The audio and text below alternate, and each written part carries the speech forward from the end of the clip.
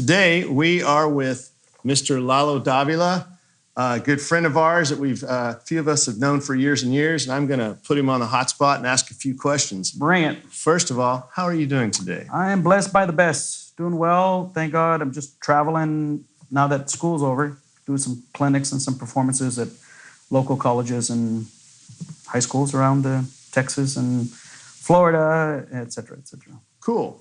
Awesome. So we're going to dig into the meat of the matter here. First of all, thanks for being here. That's Absolutely. The most important thing. And next time you come, fajitas, right? Absolutely. Right on. Okay. Would you mind giving us kind of the little Reader's Digest version of your career, your introduction into music, and how you got here? Okay, the Reader's Digest version. Holy mackerel. Yeah. I started in public school like everybody else in the 7th grade, beginning band. However, I grew up in a singing family, and so I played a little bit of hand percussion, as silly as it sounds. Guido, clave, maracas was what we had around the house. Little did I know that later it would actually pay.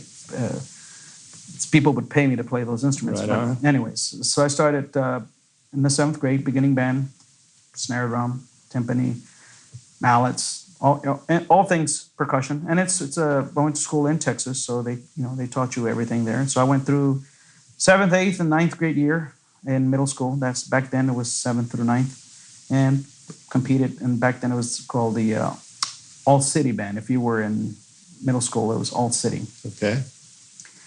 And then of course in high school did the area, region, and so forth. So actually I never really made it past I made region, never went on to area. Sadly, sad to say, but I still ended up okay, I guess. Yeah. From there, I went to college, junior college, Corpus Christi, Del Mar College, and then went on to Corpus Christi State University, which now is called Texas A&M Corpus Christi.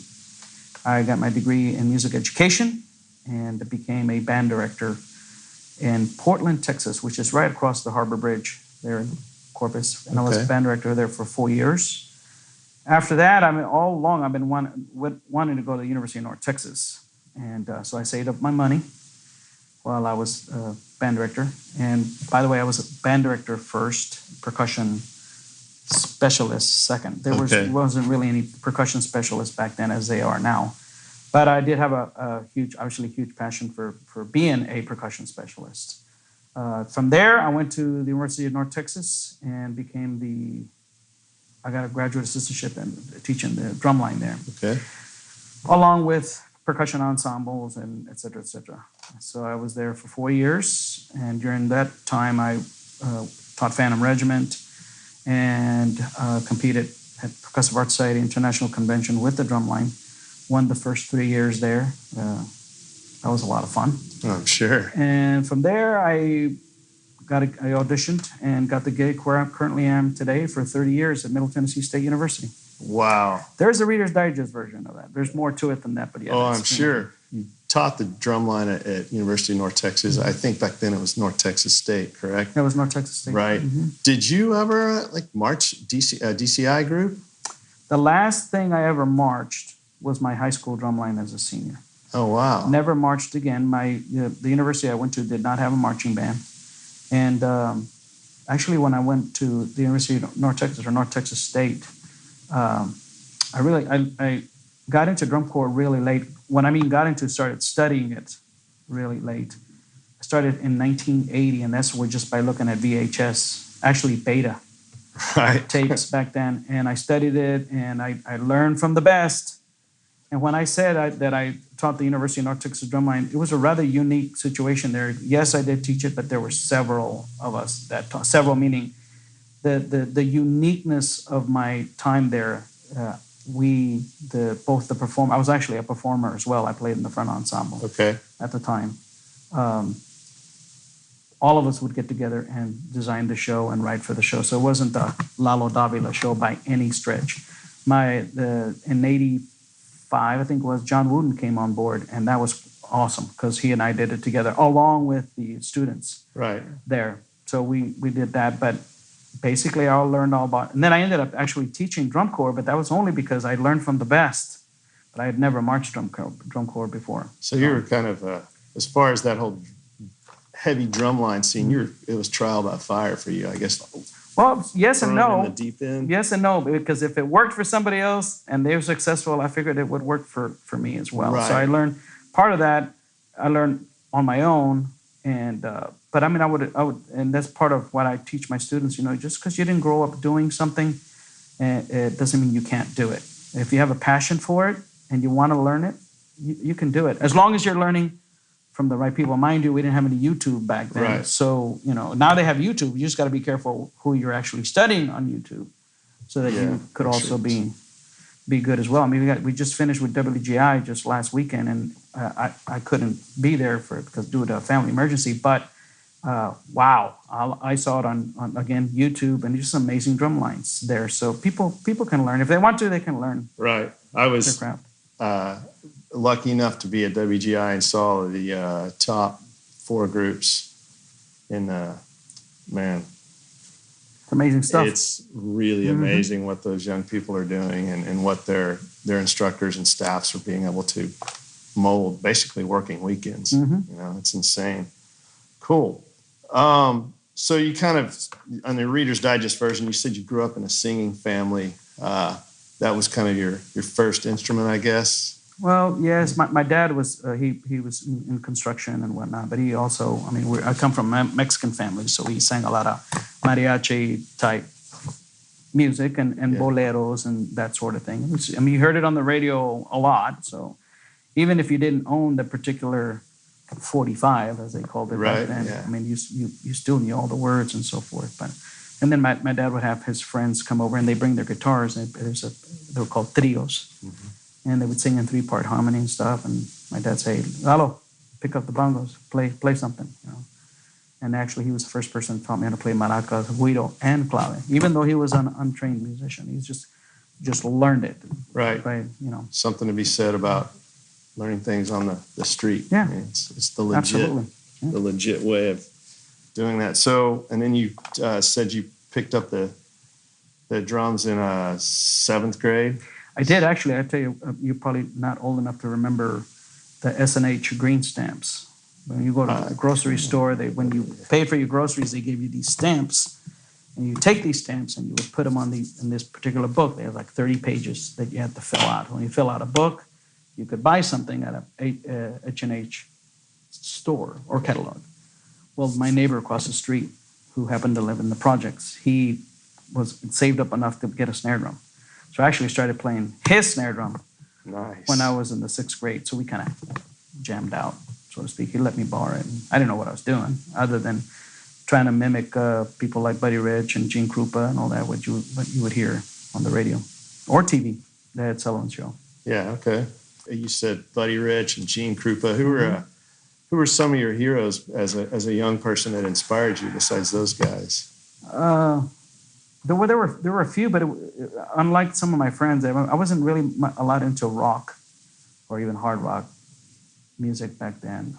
I don't even know some of the people that I grew up listening to would be considered rock and whatnot. But I really enjoyed Santana, which I guess would be Latin rock. I'm not sure. But I grew up listening to him and Tito Puente back in the day. And most people don't know who this person is, but Per Esperado, who was the king of the mambo back then. At least that's how he was labeled. Buddy Rich, Gene Krupa. Actually, Joe Morello, too. I actually saw him do a clinic once, and it was amazing. And and I'm probably one of the few people that could say this. I actually saw Frank Arsenault play, even though he wasn't playing drum set. I mean, his snare chops were incredible. I think I was in the 7th grade at the time, and I said, I want to play like that. So I actually saw him live. I didn't see any other people live, but I did listen to a lot of their music, you know, growing up. Salsa was, I don't even know that it was called salsa back then. I think that just happened later on as I was growing up. But certainly fell in love with it while I was growing up. And of course, Tejano music. Right. It still is to this day pretty popular here. Absolutely. Not just here, but elsewhere too. And I actually played in a Tejano band, and I actually started out playing keyboard. Really? Yeah, with very little. We just have one conga because that's basically what we used in for cumbias and whatnot. But But yeah, those are basically my influences at the time. Doobie Brothers. I listened to a lot of Doobie Brothers back in the day. Some others will come later, but I wasn't. We'll get to those. Yeah. I would assume most of the people that are with us right now know you as a percussionist, and we just learned that you grew up in a singing house. How has that skill, being able to sing, which it sounds like you just kind of came by it naturally and as a due to your surroundings, how has that furthered your career outside of traditional percussion? Well, at the time, I didn't think anything about it. In fact, even growing up singing mariachi music and going, that kind of stuff, yeah. I didn't know that later I would actually be doing it and get paid for doing it. Because, I live in Nashville and there's not a whole lot of that as far as voiceovers are concerned. So people, I guess, found out I could do that sort of thing. And so I got hired to do that. But as far as the singing is concerned, yes, I sang as a kid just for fun more than anything else. And it wasn't until I got to college, I never owned a drum set until my sophomore year, when the jazz band director says, I need a drummer. Would you like to be the drummer? And I said, well, I don't own a drum set. You'll pay it off in 3 months if you would play with my band. So even though I didn't own a drum set, the school owned a drum set. So I learned how to play even more than just learning out of my friends through, having one at the university. But part of my gig with that band, I was to sing. There was 5 of us, so I sang as well. So I sang lead and I sang harmony. So that immediately gave me, obviously more street cred in terms of the guy that can do more than just playing drums. Yeah. So I gigged more. I stayed with that band the entire time I was down in Corpus Christi. Then I moved to North Texas to pursue my master's there, and of course my teacher found out I could also sing there, so I became a member of the well-known children band Panhandlers. And at the time, I was playing cellos and singing at the same time. And from there, I actually moved up to the front of the band, where I ended up just playing percussion, entertaining the audience, and singing as well. When I moved to Nashville, then, you're talking about how I'm able to make all that work. People found out that I could, again, do that sort of thing. And so I did some studio work there, mostly in the dual language series there that they have, both Disney and word music on the hymns and whatnot. They wanted me to come in and sing in English and in Spanish, and also hired me as a coach to make sure that the non-Hispanic speaking people were enunciating correctly and so forth and so on. But when I got to Nashville, Nashville has a ton of drummers there. Most people already know that. And so do I want to be a part of, the thousands of drummers that are there, or how do I want to be different? Well, it was my choice, but it's a certain way that all came about. I'm probably already digressing from your original question. That's fine. But when you move to a city, you're supposed to network. And so I went up and introduced myself in Nashville. I live in Murfreesboro, which is about 35 minutes away or so, like Denton is to Dallas. And I said, hey, I'm the new guy in town. If you know anybody who needs a drummer, man, I'm here, I'm looking for a gig. And basically, without missing a beat, they say, well, there's not a whole lot of call for Latin percussion. Well, I never said Latin percussion, right. But I guess it's just assumed because my name is Lalo that's all I knew how to do. So needless to say, I got a little bit upset about it, but then I said, why not go with it? So basically, I just went back to my roots and said, I guess I met another gentleman. His name is Manny Yanes, who's an excellent Cuban bass player. And he said, hey, you want to start a salsa band? And I said, wow, sure. And we did. And so my gig was actually playing timbales and singing at the same time, which is a huge challenge than just playing 2 and 4 and singing some Jimmy Buffett. This is clave, cascara, singing, and so forth and so on. So I've been doing it for 28 years now, at least with a professional big band like that, Latin band. So I assume you had to, as you were saying, probably had to shed. Oh yeah, and I still am. It's not easy. Oh, it's easy. It's easier if you're not singing. Right. It's not easy regardless, but yeah, understood. That's crazy. So you just kind of, like you said, you rolled with it, and I don't want to say played to your strengths, but you're like, oh, these guys, sounds like they almost maybe tried to pigeonhole you. I'm glad they did. Yeah. I'm glad. I went from being the marching guy at UNT to being the Latin guy, and I'm okay with that. I mean, I'm gigging. Yeah, you are. Yeah, I'm definitely. gigging quite a bit because of it. Can I play drum set? Yeah, I can do it. It's not something that I'm going to go out and. I'm old now. I'm going to carry a big drum set around and whatnot. So. Yeah, timbales are lighter than a drum set, I guess. I'm at a point now, every once in a while I'll actually hire somebody to put them together, not because I'm making a ton of money. It's just they're heavy. Yeah, people. Understood. You got to take care of yourself, health-wise. Exactly. Not that I'm not taking care of myself, but yeah, it's all part of it. So we talked about the voiceover stuff. Have you done a lot of like non-singing voiceover work with doing? Now most of the voiceover. Well, actually, I've done some.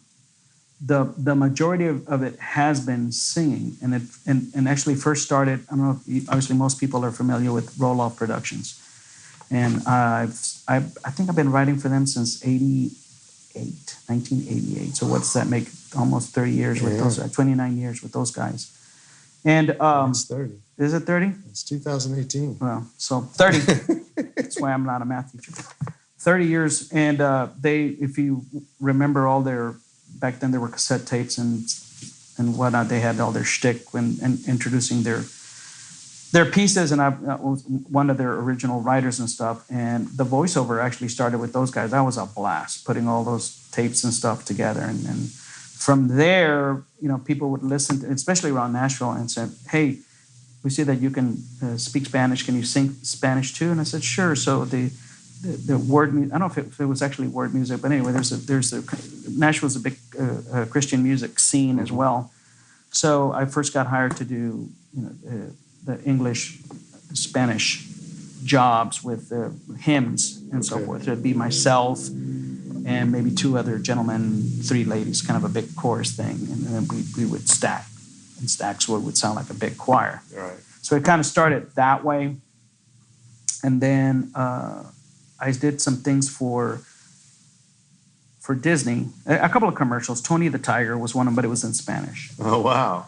And again, I for that particular one, I sang a little bit, but I coached mostly because there were little kids that were doing the actual singing, and I had to make sure that they were singing Spanish correctly and or speaking Spanish correctly.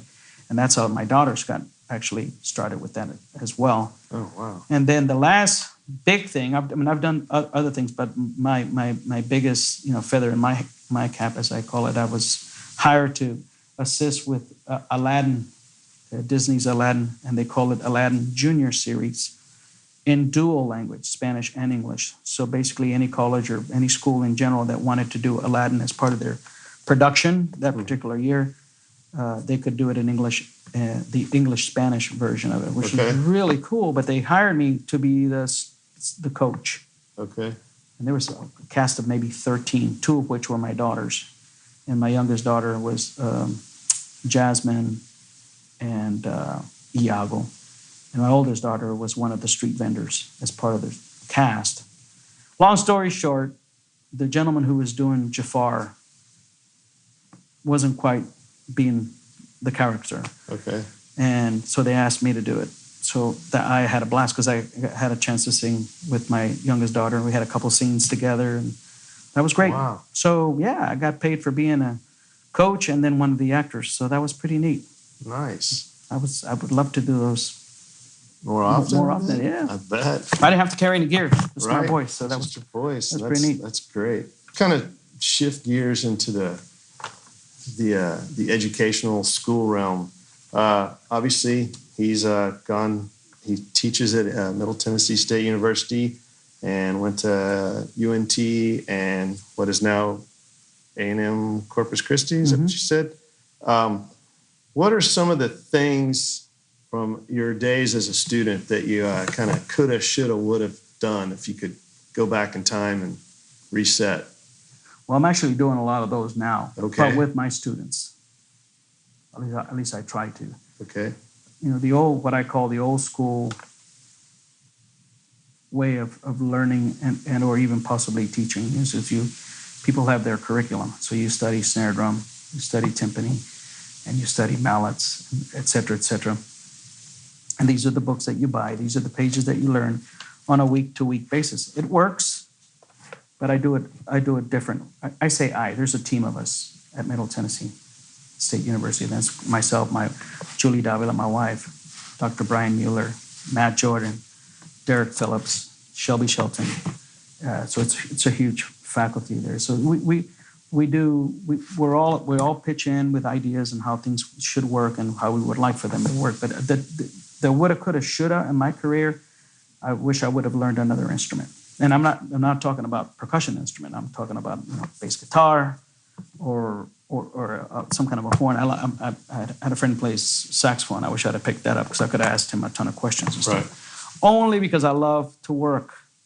It's just if I'm not playing any percussion, I'm gigging on bass or I'm singing or I'm playing another instrument. So just for the marketability aspect of all that. So I try to get my students, how are you going to differ from any other student in the United States or abroad that's going through the exact, somewhat same curriculum as everybody else? And so I try not to build what do you call like a mold or whatever. It's a clone of what's happening everywhere else. So if and I do have some students that play. I have this one gentleman he just won the PASIC drum set competition, came in first place and all that. We're all excited, but little do they know that he can also play bass guitar. He can also play guitar equally as good. It's one of those guys. He's amazing. He's amazing. And I tell my students, I had nothing to do with it, but he took it upon himself to say, hey, I'm going to play this, and I actually have several others that do the same thing. And so that would have been a woulda, coulda, shoulda. I also, if I knew, I always say, as vain as this might sound, I wish I would have had myself as a teacher growing up, in addition to the great teachers that I had. I had Norm Weinberg, who's, I don't know if you know who he is, he's phenomenal. And my teacher and wonderful friend, Doyle Horton.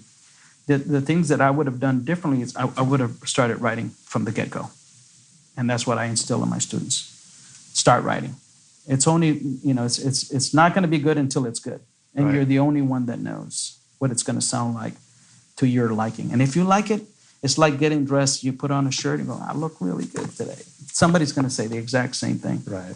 And so that's what I tried to instill in my students is if I would have been able to do that, it's not to say that I would have gotten published. However, I did write several things when I was a band director that was teaching the drumline that when I moved, I just threw it away, thinking it wasn't good enough to be published. And I'm like, I'm an idiot because what I see that's out there that works, and it worked for me, would have actually worked for other people. Right.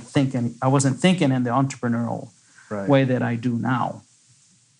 That would have been a woulda, coulda, shoulda there. The other thing would be as the trends are going to now, the technology side. Well, of course, we didn't have it back then, but that's what I try to instill in my students too. You already play snare drum. You do indoor, outdoor activity, blah blah blah blah. Where are you with your sound design? Where are you with knowing how to mic something, et cetera, et cetera? And we actually, thank God, we got Matt Jordan there. He actually touches on that as well. He's one of our faculty. Nice. That does that. Yeah, what a great thing to have. And then lastly, before we move on, is the improvisation. I stress that they have to improv. So when you finish practicing marimba and finish practicing your solo, whatever, spend 2-3 minutes just improvising on something. Even if it's not any good, who cares? You're still working the same motor skills and so forth. Just make something. Same thing with timpani. Same thing with everything. And everybody's got an iPhone or the equivalent. Turn it on. You might come up with something super, super cool. Stumble on gold there. Woulda, coulda, shoulda. Those are my 4 spots there. All right. Kind of going down that same path, and you used the word entrepreneurship. On the kind of business side of music, whether it's somebody coming from a university or my term is a street school person, what do you think that all musicians, give us a few things you think all musicians should know outside of playing his or her acts? Well, you need to know how are you going to get, on our phone we have Siri and we have MapQuest. Right. And you start someplace and you want to end up such and such address or such and such city or such state. and you plug it in, and she tells you how are you going to get there. Well, career music is the same thing, unless you want to be a clone and go through someone's curriculum, get your diploma, graduate, and go, now what? You don't have to be, and this is speaking to all musicians, at least with my experiences. You have to know where do you want to end up. What is it that you want to do when you're done with your college career? And even if you're not going to college, the college isn't for everybody. They say, well, that's true. And you could be the most amazing kazoo player. So what is it that you want to do with your kazoo playing? Where do you want to end up, and how are you going to get there? Is what I tell my students, or anybody. You don't have to be my student. I'm telling them right now. You got to know what it is. What's your game plan? You have to have a target. If you don't have a target, you're going to hit it all the time. Right. But if you have a target, then you have direction. Julie uses that all the time. You need to have a target. So, because everyone. Why are you waiting to graduate to find a job? Why can't you do that now? And I'm sure there's probably some schools that have a class on entrepreneurship, networking skills, jobs in the music industry, that sort of thing. But if they don't, there's always YouTube. You can always ask questions. Ask your teacher. Ask a player. At clinics, don't always ask about, hey, how did you play that lick? Why don't you ask, some business questions? Don't ask what they make. Nobody's going to tell you that. But they can tell you how they got the gig. Right. And I can go on and on and on how I got, my gigs. I teach entrepreneurship at my school, and I've told students, I have students that are currently getting published. They haven't even graduated yet because I made them write. I made them create. And so it's got to start from somebody actually pushing the student, because they're young, they don't know, they didn't even know their scales, so somebody have to teach them their scales. Right. You can tell them, go learn your scales, but if you don't show them, they have a harder time learning it. You can't just tell them to go learn about how to get a gig. You have to kind of teach them the way and teach them the path and let them run with it. So I hope I answered your question on that. You did. It's pretty amazing the things that were taught in school that kind of don't always apply to real life versus the things we're not taught in school that apply to real life. Personal skills, being able to converse. You talked about networking, which I think everybody knows is a huge part of the music industry, be it doing something like I do, where you're selling musical gear, or something like you're doing, where you're teaching other people, or gigging. I mean, networking. What is your take on that? Like, how do you... Every gig I've ever gotten, every single gig, I can't think of one that doesn't apply, but every single gig I have ever gotten was because I knew somebody or somebody knew me. I'm going to take a wild guess. You got the gig here at Lone Star because somebody knew you and said, hey, you're looking for a gig, or hey, you'd be great for this gig, because they knew you. Absolutely. By the way, I still have never filled out a job application at this place. We've kind of run through a lot of these questions, so I have a couple more easy questions. You ready? Yeah, I think, but I might go back. You want to go back? No, but I might go back because that's just how my mind works. Feel free. I was listening to a TED Talk the other day, and it says most entrepreneurial people need to work on their listening skills. And I totally agree. I'm working on that right as we speak. But oftentimes when someone's speaking and it triggers something in my head, I'm already thinking about what I'm going to say instead of actually finish listening. And according to this TED Talk person, it's because of my entrepreneurial side. I can go listen to somebody play a marimba solo, and most often than not, I'm there just like soaking it in and enjoying it.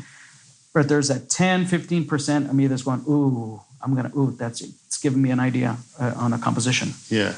And I'm like, I got to get that 10 or 15% out of my head and just enjoy the moment. But that's how my mind operates. So as we touch on these other questions that you might have, I might remember something from earlier on that I want to expound on. Question on that, as I'm doing exactly what you just said, don't do, my brain's going. Yeah. Do you think that that, I'm going to call that a gift that you possess. Do you think that is innate, or have you worked on that?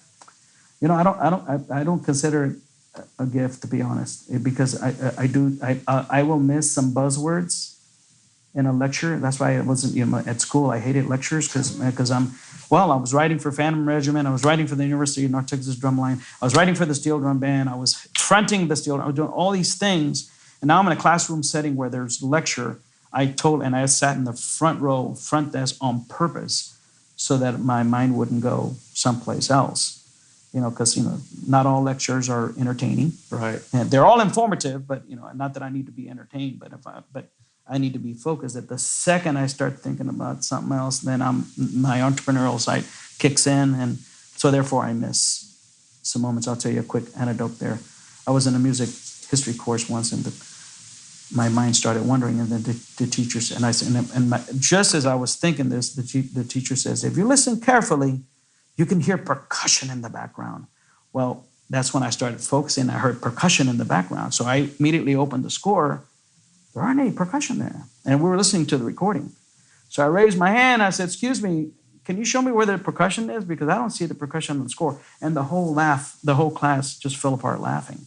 Uh-huh. And I'm going, what's going on? And he said, no, Lalo, the strings are making a percussive sound with their, technique.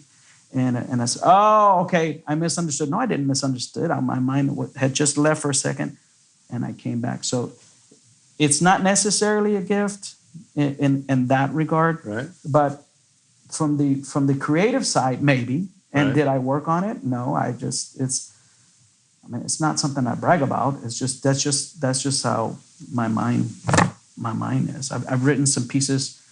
And I'm not talking about art music, I'm just talking just regular percussion ensemble pieces that just came from a simple idea that my mind happened to wander at a particular event or concert or moment. Yeah, over dinner or something crazy like that. One thing that I want to ask, and if you don't know Lalo, A, you should, and B, I've seen this numerous times and I've always wanted to ask him about this, so now I'm putting you on the spot. Lalo has this amazing, I'm going to use the word gift again, where he can 1 second be talking to a 10-year-old beginner and literally the next breath be talking to a college professor. And I've always, where did that come from? Your ability to connect with people young and old.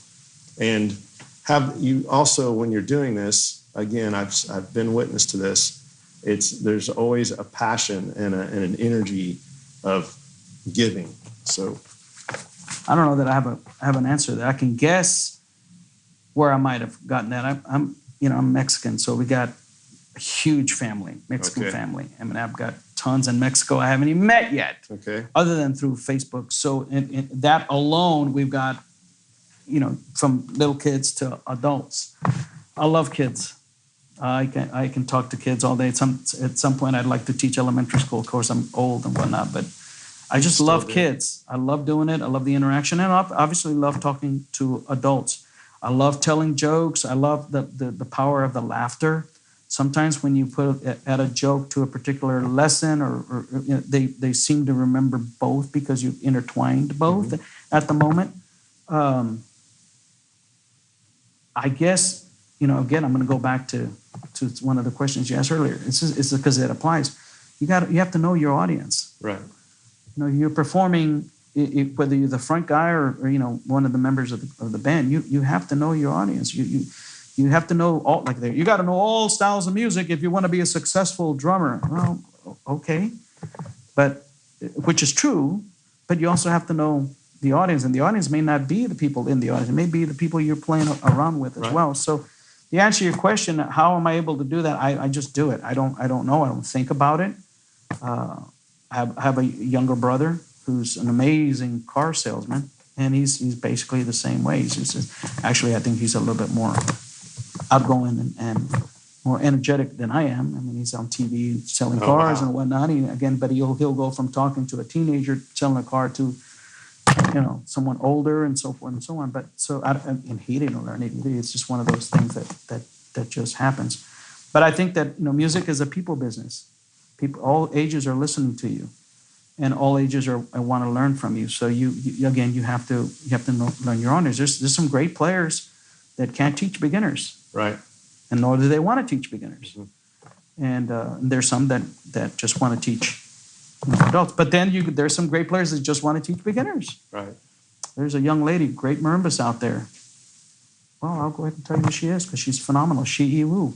Right. She says we need to tap into the middle school because that's where it starts. And she's one of the examples I'm talking about. Yeah, she's a phenomenal musician, and she knows her audience, and she knows that these kids are eager to learn just as much as the college students. So, well, and I'll try not to get on my own personal high horse, but without those young kids, colleges do not continue to exist. Right.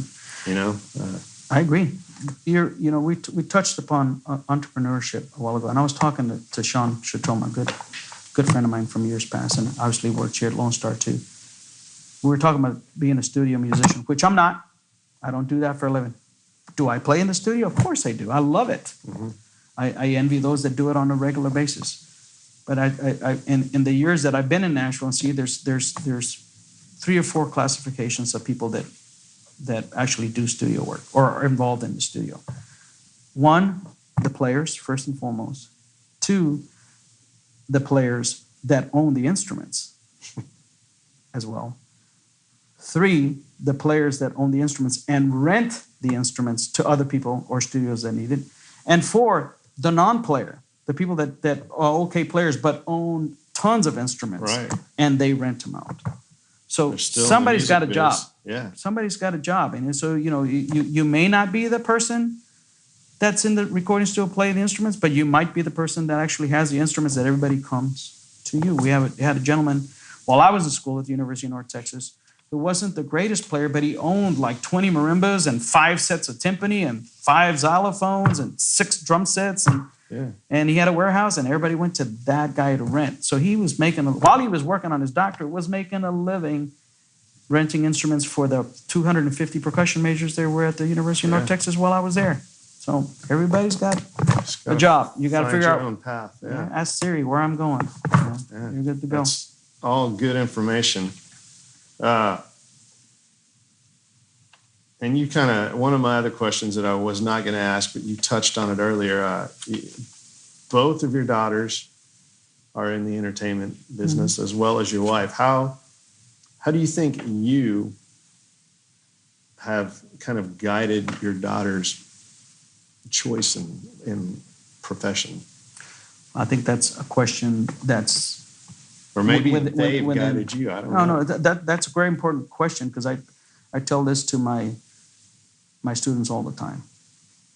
Julie's a phenomenal teacher, player, educator, author, composer, performer, etc. But she's like the most awesome mother and wife ever possibly imaginable. And between both of our careers, we've always said one thing. One of us will always be at home with our kids while the other one's performing. Mm-hmm. And with the exception of maybe PASIC. Right. And my in-laws would come in and watch the kids. But our daughters have been able to see how we have worked out our schedules, how we work, how create, music and the entrepreneurial side of things and so forth. But the fact that 2 people can live in harmony that have basically the same job, mm-hmm, says a lot. Right. And so they've seen our work ethic, and I think, in answer to your question, I think that's how they've learned how to do what they do really well. We didn't tell them to go into the arts and theater, et cetera, et cetera. I mean, that's just something that they fell in love with, and both of them are doing extremely well. But I think if we taught them anything, is that anything worthwhile doing, it requires a ton of hard work, which that's exemplary in their lives as we speak.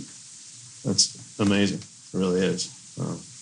And just the way you guys have raised them, and like you said, your harmony between you and Julie it's awesome to be an observer of that. Mm-hmm. So, fun questions? Yeah. One more. Okay. Back to the being the entrepreneurial and being a musician. And I learned this from a friend of mine a long time ago. If you want to play great, play with great musicians. If you want to sound great, play with great musicians. If you want to sound really bad, play with bad musicians. Even if you could be the greatest drummer in the whole world, but if you're playing with bad musicians, you're also a bad musician. Right. You're also going to sound bad.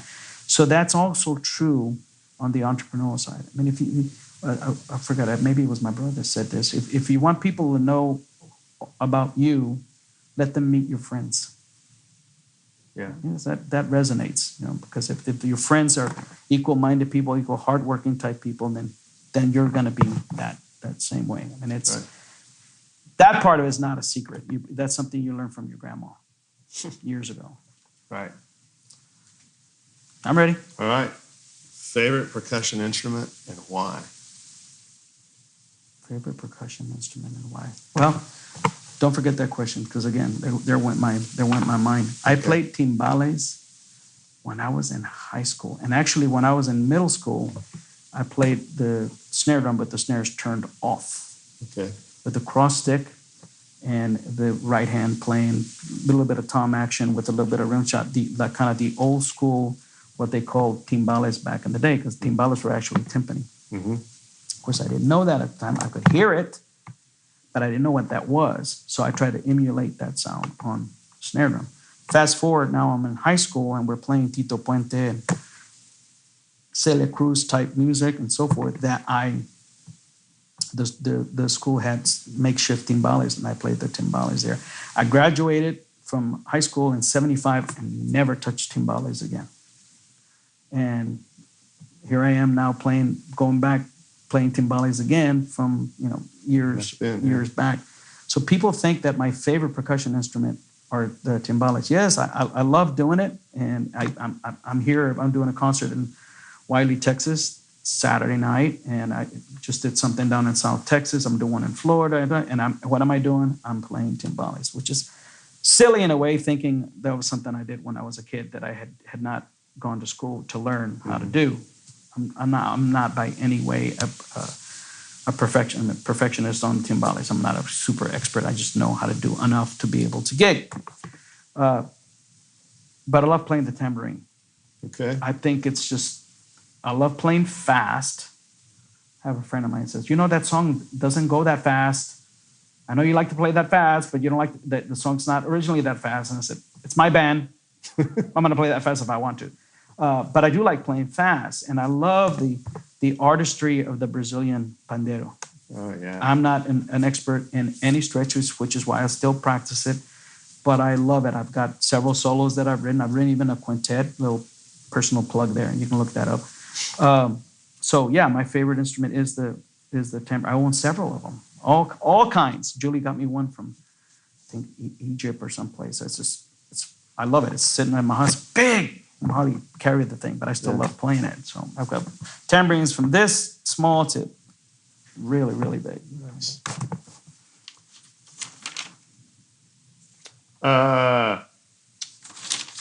Press release about you. What would you like it to say? Well, I took a class at North Texas back in the day, and my teacher said, "Write your epitaph." I went, whoa. It's heavy and dark, but whoa! Yeah. I never thought about that. And I tell my students, what do you want people to know about you? What do you want people to remember you by? What do you want your legacy to be? Interestingly, none of it is music related at all. My response to that, you're calling it a press release. I would like for people to know, and I try to instill this to as many people as I can, to be a good person. Try to be just the best person you can possibly be. You don't even have to be in music. You could be an architect, you could be a dentist, you could be a doctor, you can be whatever. Try to be the best person that you can possibly be. Go out and meet a nice person. If you can't find one, be one, because you may be the one that somebody's looking for. Right. And so I think that's what I would like for people to remember me by, is that a caring person, a person. I tell this to my students all the time. I already have a career. My job is to make sure you have a career. And this I would tell to anybody who doesn't go to the university where I teach, is that, make sure you get some help and to figure out what is the career that you want to do and you want to end up doing. that some people can actually help you, guide that way. It may be the teacher that you're currently studying with, but it may be your best friend. The best thing about having gone to the University of North Texas, yes, the great instruction, bar none. I owe a lot to Dr. Shatroma. I could write a whole thesis on my relationship with my best teacher in the entire planet. But next to him, the best thing about going to the university was you're surrounded by awesome, awesome players. Basically, you take a 30-minute lesson to an hour lesson with a teacher, no matter where you go to. Mm-hmm. What are you doing the rest of the time? You should be talking to students or the teachers or whatever and learning from them. I learned how to play Brazilian tambourine from a guy from New Jersey. Nothing against anybody from New Jersey, but this guy was pretty smart. Mm-hmm. No, Lalo, it goes like this. Okay, cool. I can't afford to go to Brazil, so I may as well learn it from a guy who at least either went there or knows how to do it. Yeah. So I'm digressing from your headline question there, but that's what I would like for people to remember me by, is somebody who cared enough to help others achieve and realize their dreams. It's a good one, really. And I think just having that, obviously, again, I know Lalo fairly well. That kind of positive vibe has gotten you in a lot of cool places. So I'm still a hard-nosed. No, I'm not saying you're a pushover, but you have a positive. No, I say vibe. that because people sometimes they say, "Well, he's mean." I'm not mean.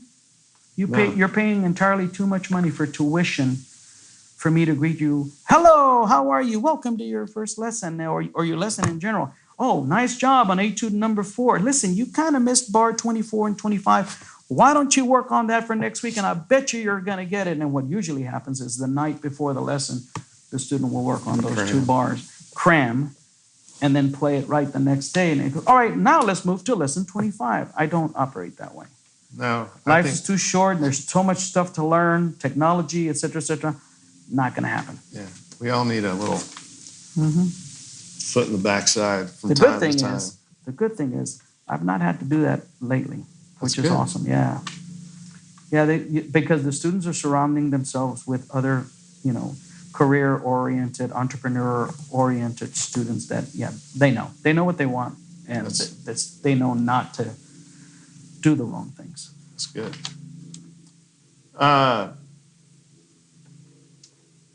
Favorite food? Ooh, I don't know what do you think? My favorite food. What do I think is your favorite food? Yeah, what would you think? No offense, just tell me. It's probably not Mexican food. Mexican food is my second. Thai? Yes. Oh, I lucky guess. love Thai food. There's one of my favorite. There is in Murfreesboro. I love Thai. Now, I don't like Thai food at other places that my friends might think it's really good because I've grown accustomed to this one particular place, but I love Thai food. What's your favorite dish there? I love shrimp pad thai with extra shrimp. And I love shrimp pho or chicken pho or pho, however they say it. I think it's pho. That's what all the kids are saying. And that's my favorite food. That's right your there. jam, huh? And I will have one Whataburger a year. I love Whataburger. So that's your Texas. I'm here now, but I'm not going to eat it until 2 weeks from now. There's a place in Odessa, Texas I go all the time. That's the Texas in Lalo. That's right. Okay, speaking of locales, favorite city? Ooh. Well, I'm going to have to say Dallas. Yeah. Come on, are you for real? Mm-hmm. Or are you just saying that because you're sitting here? No, because, back when I was playing with the Panhandlers, that professional steel band, Dr. Shatroma was in it, and a lot of Ken Wiley, which some of you guys know who he is with his history with the percussion and as a composer, publisher, et cetera, and of course Julie was in it. Julie and I were friends way before we got married, and that whole vibe, that whole group clicked.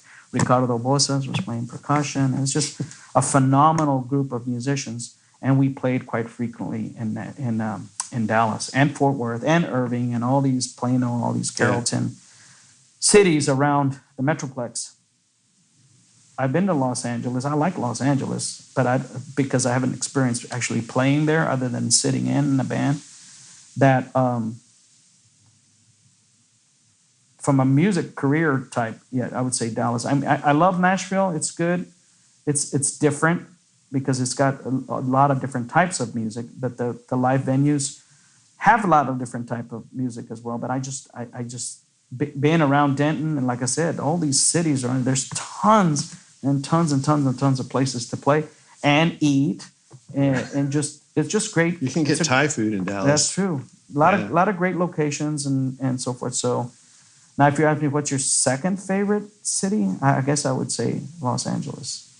I like Nashville, but I'm not the kind of guy that just sits down and reads. I'm going to read a book. No, I got to be doing something. So it's either physically doing something or writing music, me being creative. I can't watch TV without doing something while I'm watching TV. That's a waste of time. Yeah. Favorite sports team? Oh, I don't. Or if you don't like sports, just I don't really have one other than, and I grew up with, as silly as this sounds, Roger Staubach years, America's team, Dallas.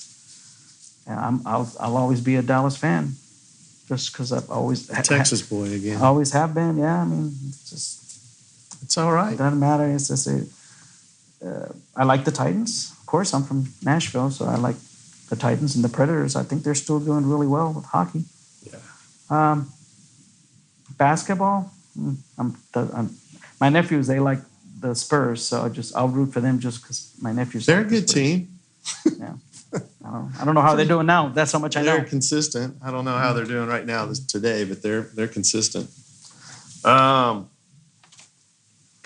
Hidden talents, hobbies that we don't know that might be fun to share. It's not a hobby, but I like messing around with the video stuff. Yeah. I like seeing how if I pick up an instrument and I'm recording it on a computer, but I'm video recording it on a camera and playing it, and then I like to go and see how I can splice it together. I like doing that. And actually my students, I encourage them to learn how to do that, because now when you apply for graduate school or just schools in general, they want high quality. Oh yeah, videos. It's the landscape has changed. Yeah, absolutely. So that's it's not a hobby per se. A hobby is something you do all the time, but it is something that I like to do. I don't own a recording studio, but I do own a Mac, and so I do like messing around with the Logic Pro and GarageBand, and I make my tracks for stuff that when I just want to practice something that doesn't have a backing track. I don't like playing to a metronome. It's what we do in the recording studio.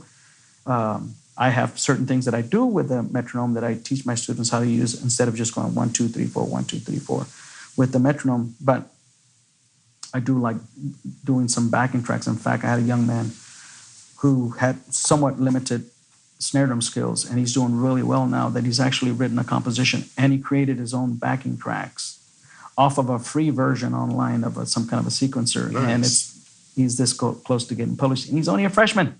Good for him. So that's my hidden talent.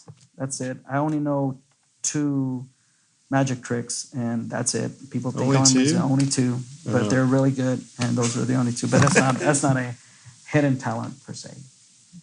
I do love to sing. I wish I could write lyrics. I am the world's lousiest lyricist. If it's funny, then I'm pretty good at it. But if it's serious music, I can't do. My daughter, however, she's really good at being a lyricist, a wordsmith, as Julie says. She's a really good wordsmith. Nice. That's good. So that's it. I don't have that much more talents. Sure you do. I can't give you all my secrets, young man. Okay. Point taken. Anything else? Any questions for me? I'm just Well, yeah, sure. What's your degree in? My degree is in music education from University of North Texas. So here's I didn't know that, but I'm glad you said that. Here's something, if we're closing. Sure. Yes, we are. Here's what I would recommend for anybody listening, and I'm going to venture to say that the majority of people that are tuned in are percussion people. More than likely. Don't pick a career. If you're going to college, don't pick a major because you don't want to do another major. I don't want to do that major, but so I'm going to do this major. That's the worst mistake you'll ever make. Pick a major that's going to make a life for you, a career that you're going to love, your soulmate is going to love, and you'll be able to sustain yourself without any help from family members or friends or otherwise. Don't pick a career in music, a particular field in music, because you think you'll like it.